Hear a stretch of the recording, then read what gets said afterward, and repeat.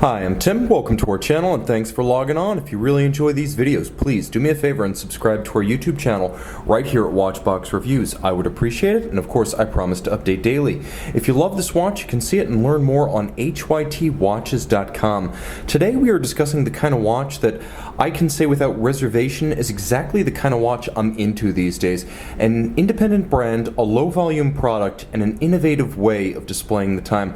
All of this with intriguing mechanics. This is the HYT H0 Gold Blue, part of a 2018 rollout at HYT featuring the new for 2017 H0 lugless case and a new treatment of the H0 in yellow gold, and not just any yellow gold, but a lovely pale vintage inspired 2N yellow gold. Now you can see on my 16 centimeter circumference wrist, it's an easy watch to wear, even though it is by no means a compact timepiece. The shortest dimension is across the wrist, where the case size of 48.8 millimeters literally becomes the lug-to-lug span of the watch. You can see to good effect that being lugless, the watch allows the strap to bend right around your wrist. So though my wrist is relatively small, nevertheless you're going to find that this is a watch that wears easily, and I can actually recommend this watch for a wrist as small as 14 centimeters circumference. Now of course 48 is the lug-to-lug since it's a round watch. 48.8 is also the diameter of the timepiece, of course not including the crown. It's thick, as you can see, with a dramatically domed sapphire that is about 3/4 of the thickness of the whole watch. The watch itself measures 19 millimeters thick. To be precise, it's 18.7, but you get the idea. It's a tall watch on the wrist. It's not necessarily one that's going to disappear under any kind of cuff, but you don't necessarily wear this watch, especially in gold, to disappear. Now, it is a very comfortable fit and feel. You can see HYT equipping a bonded style and lovely Laguna Seca blue alligator leather strap. Let me show you some of the features here. First and foremost, I love the fact that it is large rectangular scale gator in a very unconventional color. When you look at the watch, you can see that there's something almost tropical and a little bit jaunty about these tones. Of course, it is a thick cut strap. You can see a sheer-sided showing the thickness of the construction. They're not shorting you the gator. You'll also note that it's calfskin on the underside, and it is mostly bonded so that you don't actually see any seams. It's a very clean look. You'll also note that HYT doing things the right way here, fixing the strap to the case with screws so it's quite secure, anchoring this heavy and substantial timepiece. The clasp is a handsome twin trigger release HYT custom clasp, and you can see it's a combination of polished and satin finish, but it also has lovely recesses on the side.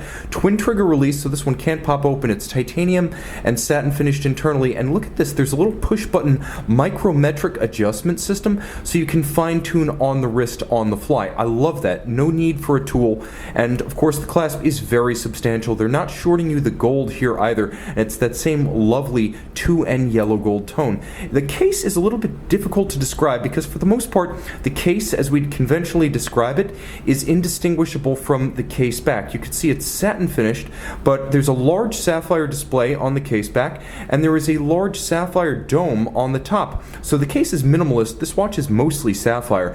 As you read the scale on the side, you can see quite easily that there is a vertical element to this dial, and then there's a horizontal element to this dial. Every single detail, including the crown, is beautifully designed. You can see that there's almost a helical cut, like automotive gears, to the crown itself, which features a blasted center and relieved and polished HYT logo. That's the attention to detail that we're dealing with here. Of course, a box section and vaulted sapphire is not a cheap piece, so HYT not cutting corners in the specification. The watch is incredibly unconventional. HYT is a brand bout in 2011 after the better part of a decade of research to make this system work. The first watches arrived in 2012, and since then they have made their name on fluid time displays. You can see the watch is a regulator. There are two immiscible liquids, one is blue, one is clear, and the meniscus between them inside a borosilicate capillary tube. The meniscus represents the current hour. So not only is it a regulator, as you can see seconds and minutes and hours are all displayed separately,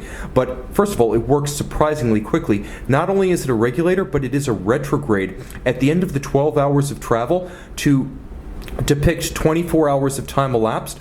The watch actually features 2 sweeps across the dial of 12 hours. So when you reach the end of 12 hours, every 12, you're going to see a dramatic retrograde of the fluid display. Now, there is a wonderful design about this dial that uses a combination of satin finish. I'm going to try to get as close as I can and show it in the best detail I can, but it has a combination of satin finish and sandblasted surfacing. The idea being to create a sort of dulled, vintage-inspired gold in that 2N color that has a little bit of the billowing, rippling effect of a drop or a pebble making its impression upon still water. It's like you see the ripples radiating out from the center, and that's a recurring theme in a watch that uses fluid to display the time. You can see that the power reserve for the 65-hour power reserve up at 2:30 actually has the form of droplets of water. The dial has incredible depth. As you can see, all of the distinct discs as well as the chaptering for the hours sit independently with separate sculptural forms. There is loom, as you can see, the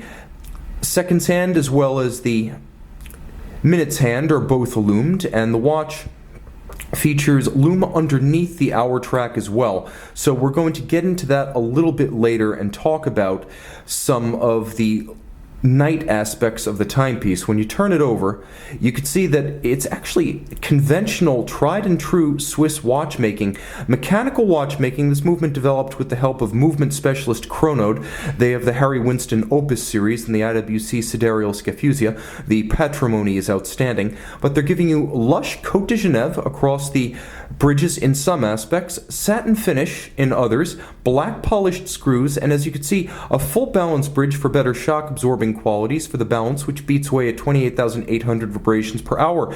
There are 2 separate bellows, as you can see, T1 and T2 as they're labeled. One contains the blue fluid, one contains the clear fluid, and so they basically work up and down in alternating motion, and the mechanical system, which would normally just drive hands on a conventional watch, here operates hands, yes, but it also drives the pumps that produce the motion of the fluid. 35 joules, high horology through and through, with a impressive 65-hour power reserve, and I say that's impressive due to the rather power-intensive complication and time display system.